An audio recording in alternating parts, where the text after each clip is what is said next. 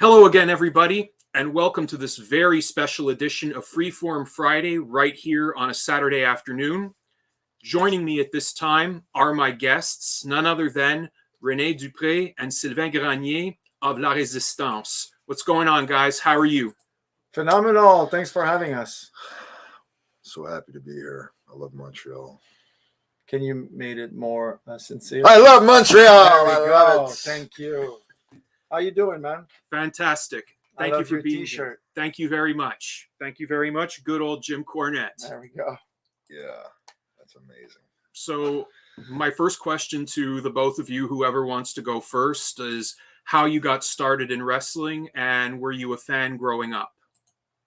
I was a fan. I used to go see Hulk Hogan at the Forum, like before the Bell Center here in Montreal, with my mom sleeping and me watching the show.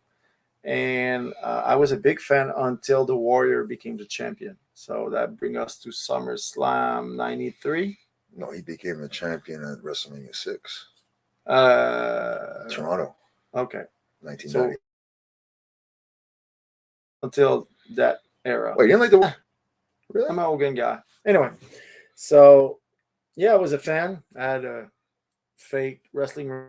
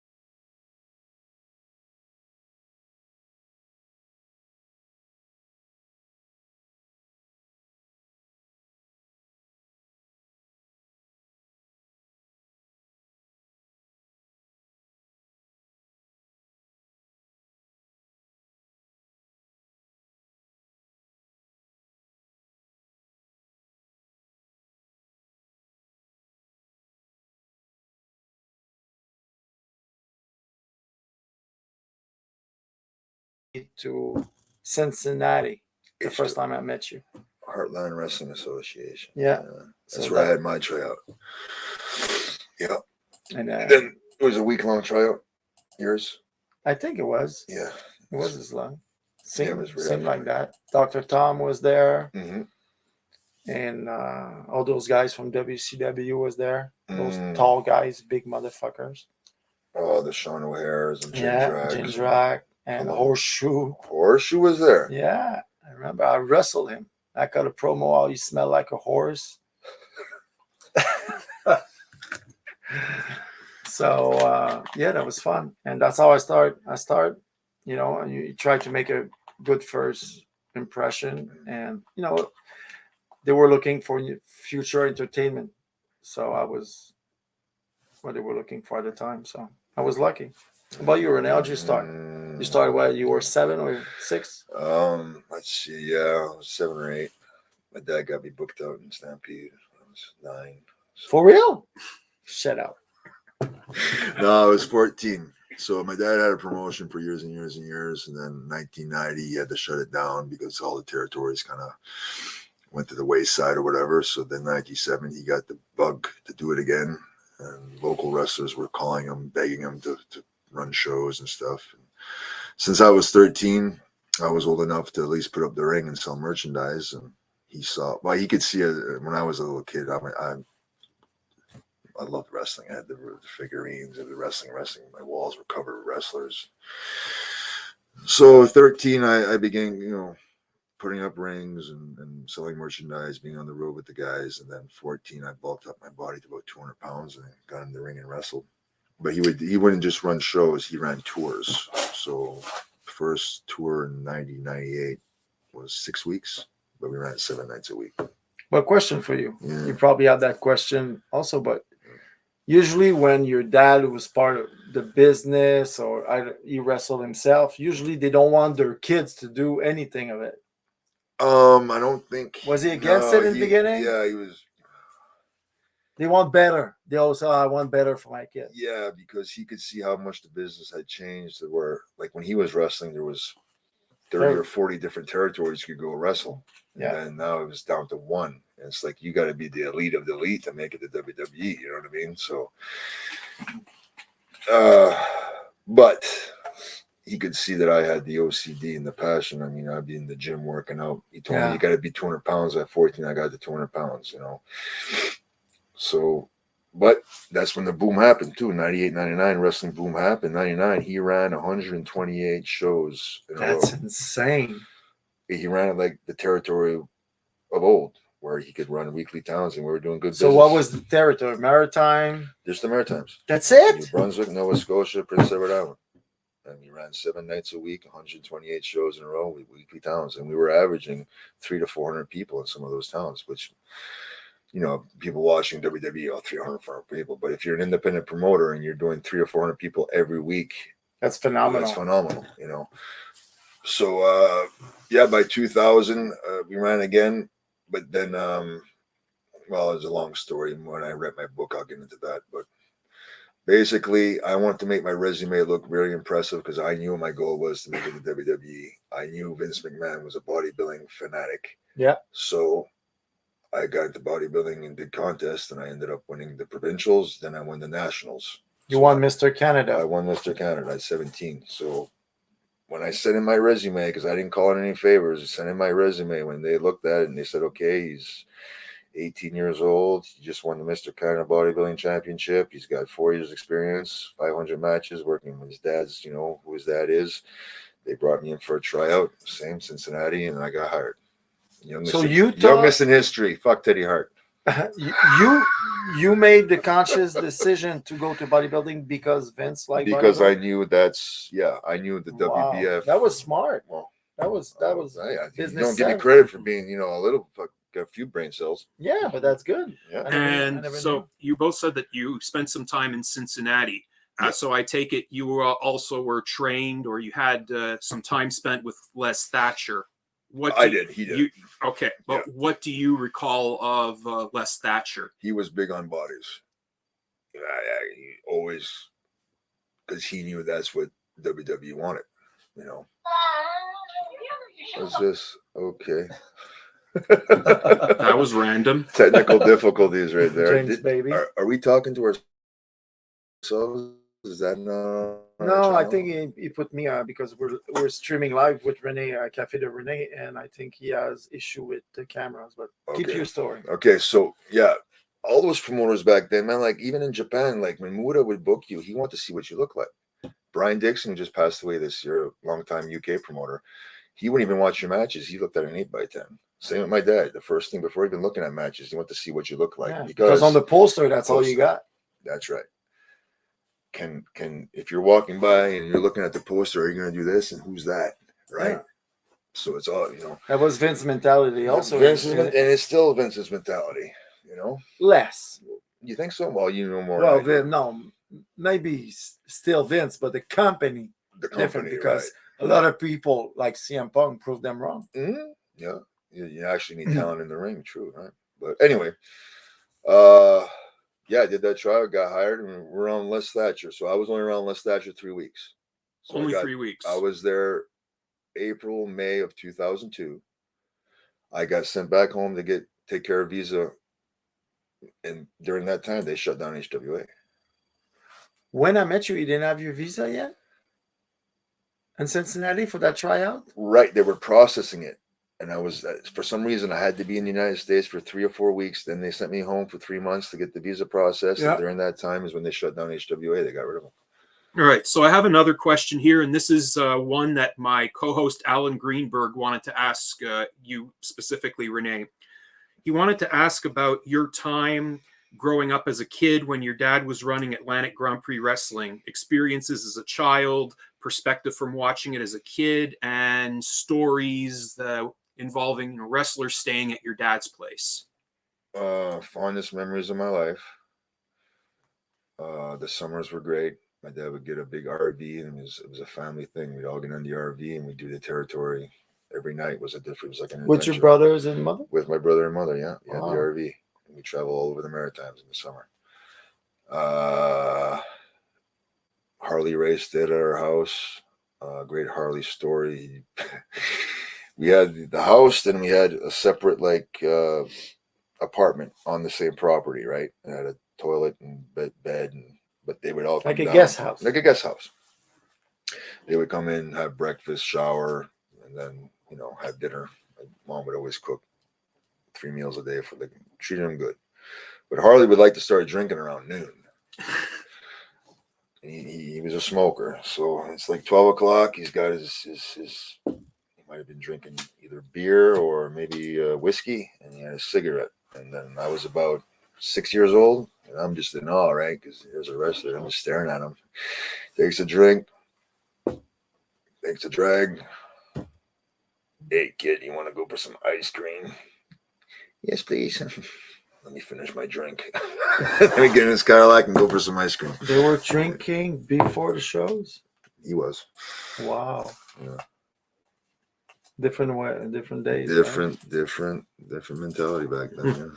All right, and now I have another question from Alan, and of course, Renee, this is for you. And he says, there are a rare number of promoters who breathe rarefied air of respectability, such as Houston's Paul Bosch and Portland's Pacific Northwest Wrestling's Don Owen. Emile Dupree is often considered in that category. What are your thoughts on it, and how has it influenced your take on the wrestling business?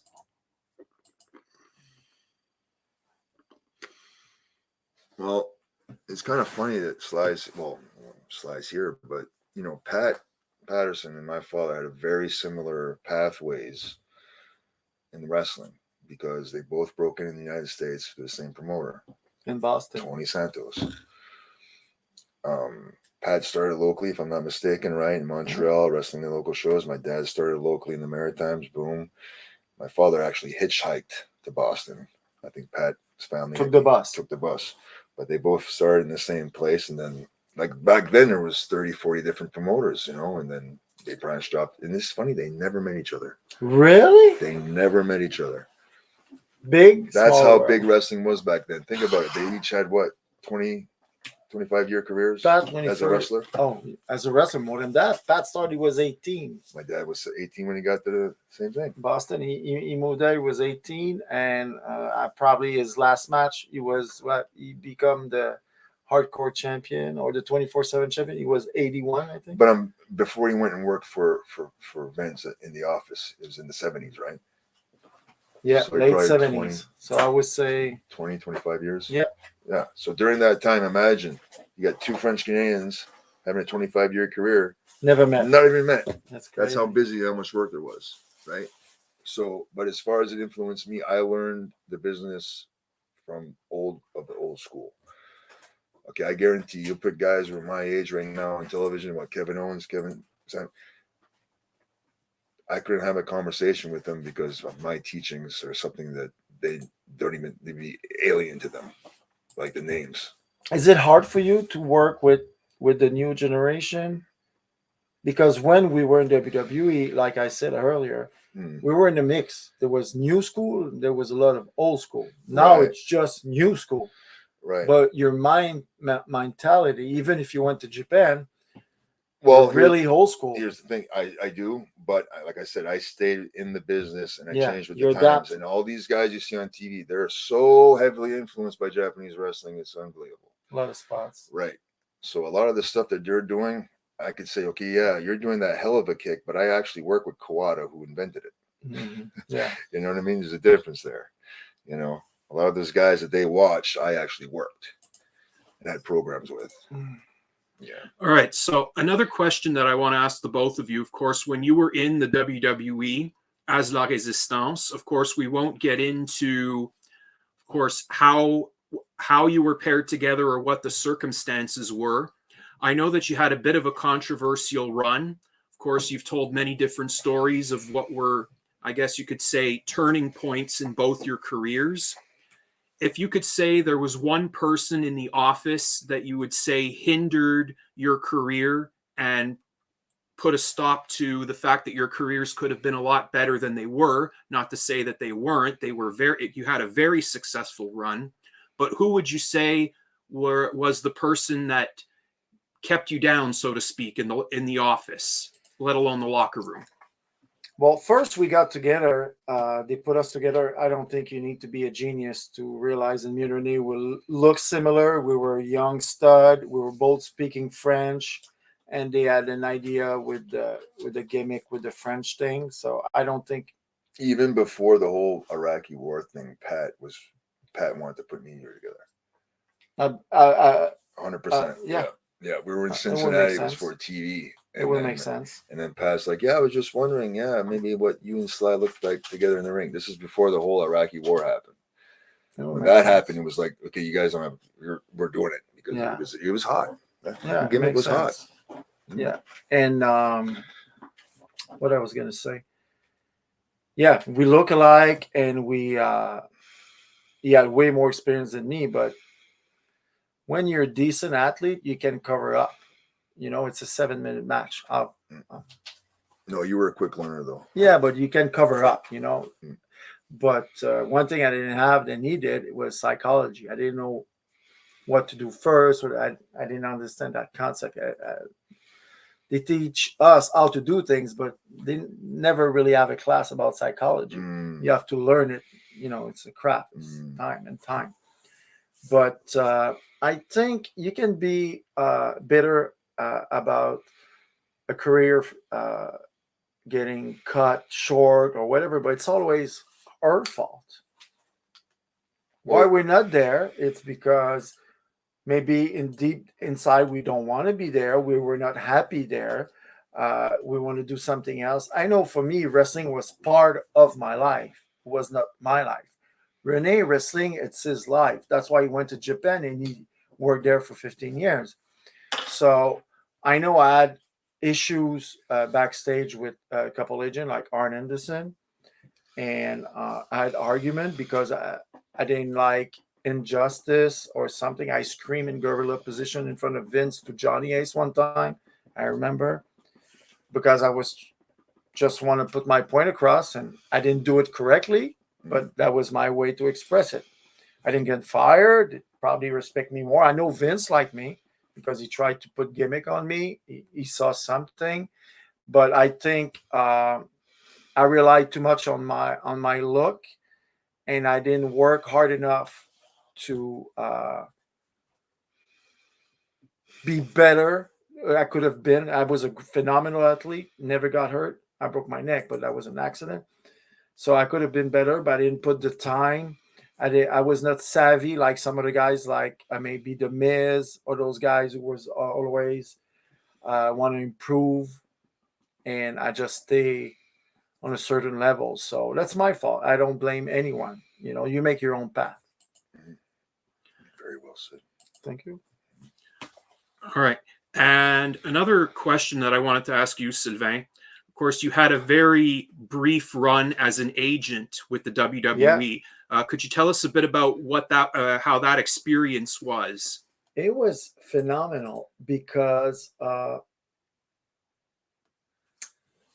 when you go to the meetings and you see how they process the meetings and they have their sheet and everything, when you're on the other side, you're the wrestler and you're waiting for the meetings to be over and you're waiting for those space to come out where I'm at. I'm on it. I'm not. Am I going to go eat cookies at catering all day waiting for nothing? Your life depends on that meeting that day. So they come out of that meeting at 1 p.m. You're like, the happiest guy ever. We get ready for a main event or for a championship match, or we're not on the map. We're not on the card, and we're not doing anything. And now we're depressed for the whole week until the next Monday. So when you're backstage as a producer, you learn that. I've learned that on my own when I did my TV show in Canada and producing for another sports channel. But with WWE, I saw they don't say names, or it's a puzzle. Maybe your piece today works great for that puzzle, but next week it won't. There's a couple of guys. If you look at a WWE magazine or those they sell those souvenirs, there's a couple of guys who has a full page. This is where the money is. Those guys draw money. For us, La Resistance, even when we're champion, we're exchangeable. They can put us in the main event. It will make sense. We're champion. We're the greatest heel at the time. Or we can be none of the card and it won't change anything. We're not Hogan, Rock, Stone Cold, but we can help those guys get over, you know? So it's just know your role. And when they give you the ball, don't drop it. That's the key. When they give you the ball, don't drop it and make it means more. Do a little bit, but try to get the most out of that little bit. And I think, on my part, that's what it is. How about you? Um, yeah. One thing we learned when training on Rip Rogers, you got to be overly prepared. Be ready for whatever they throw at you. You want to, if they want you to do a certain role, good guy, bad guy, dress up like a chicken and roost. Okay, we'll do it to the best of your ability, and do it with, sometimes there's a lot of tests in wrestling. Of course. Promoters will test you to see how far they can take you. You know what I mean? Sometimes it's not so fair, but that's it. Listen, when you got the keys of the kingdom and you're the only game in town, they want to see if they can trust you. So, there's been a lot of guys, like you mentioned, the Jizz or the Miz. They put him through a lot of BS, a lot of BS to test his attitude, to test to see exactly. Who's laughing now? Well, he made a lot of money. Yeah, but he was tough. Yeah. And my very last question to you both is, if you had one last go ahead or one last run in the WWE, if there was a tag team that you would like to work with today, who would that be? Who can we make money with? Well, who can we put over? Because that's our role. And the good thing about La Resistance is we're exchangeable. We're a trio. One can get hurt, the other two can work. And we're still young and healthy to have another run. But even if it's not WWE, it's not on TV. We're doing it for fun now. We're independent. We love where we're at, and it's freedom. Doing stuff today, it's fun. If we would not have fun, we wouldn't do it. No, 100%. Right? If I'm in a position, and so is he. If we're not enjoying what we're doing, we can say adios and we can do something else. Life's too short. I just lost my father, and guess what? Life's too short. It is. To not enjoy it. Yeah. So, good point. Good point. But you have your podcast. You have all that stuff that comes from wrestling. Exactly. But the real, it's hard to not doing the ring. I miss that physical part of it. And René too. And you miss the fans, you miss the reaction, you miss the, oh man, we had a good match. Yeah, but he fucked up. Yeah, but we can see that he fucked up. We covered up, and it's a challenge every night. So we miss that part. Miss the boys. Every time I see the boys, it's fun. We chit-chat with Chavo the other day. It was so much fun to hear from him, and he's doing great with his movie business. So I'm glad when I see success out of those guys, talented guys. Sometimes it's outside of wrestling, and sometimes it's still part of wrestling. But something connect us because we live something very special that only few is going to have the chance to live, and to work for the biggest entertainment company in the world, and for those fans. But look, it's lasted a lifetime. Yeah, 25 years. We still talk about it. We're still here, and we're still getting a good payday. Yeah. Thank you. Thank you, LWA Promotions. We appreciate that very much. But the thing is, it's lasted us a lifetime. But that's what wrestling is beautiful, because it's a story. It's about emotion. It's a roller coaster of emotion. And when we came in today in that museum and we see all those figurines that I played with when I was 7 years old and 8 years old, it brings back memories. And that's why people are in love with wrestling, or what was in love with wrestling, or just keep watching or collecting, or it's in our core. It's emotion. It brings back memories. So it's a love affair. Oh, I'm still in love with wrestling. Yeah. Does Oh, it hell love yeah. you back? This weekend it does. Good. All right, so we're going to wrap things up right around this time. I want to thank you both, Sylvain, René. Merci beaucoup. Also, be sure to check out René's YouTube channel, Café de René. I want to thank each and every one of you for watching. Thank you all very much for participating. And that's a wrap. Thank you That's for it. having Thank us, you. man. Thank you. How was your experience? We done? Are you okay?